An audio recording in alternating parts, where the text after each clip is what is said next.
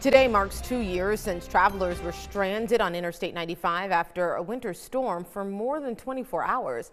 On January 4th, 2022, the interstate was shut down around 5:30 a.m. and remained closed for several hours after.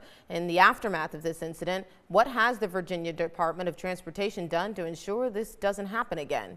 Storm Tracker 8 Chief Meteorologist is on standby because we are seeing a winter storm system coming up in the forecast. But first, 8 News reporter Cheyenne Pagan spoke with VDOT and a person who was stranded.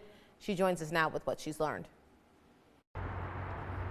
I-95 looks quite different than it did this time last year. Hundreds of people were stranded on the interstate, and some are even still wondering how this even happened.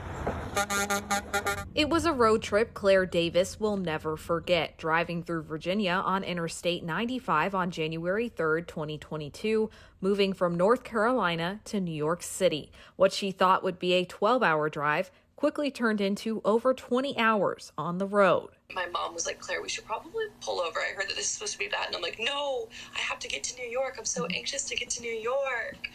And we probably should have pulled over. Her vehicle ended up being one of hundreds stuck in a 40-mile standstill on the highway near Fredericksburg. Some drivers were stranded for 24 hours, a dangerous disaster that made national headlines. I remember being so disappointed in just the whole situation and being confused why, if people saw this coming, why there wasn't better preparation for it. The Office of the State Inspector General sought to answer that question. Its review claimed several agencies in the Commonwealth didn't take appropriate action to prevent the backup. Kelly Hannon with the Virginia Department of Transportation says they've taken several steps since to avoid a repeat.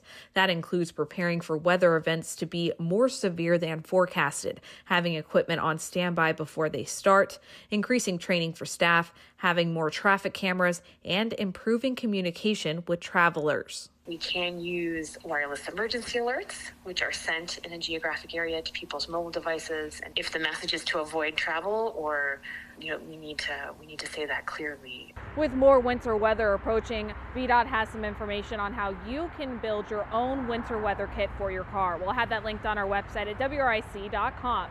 In Richmond, Cheyenne Pagan, 8 News.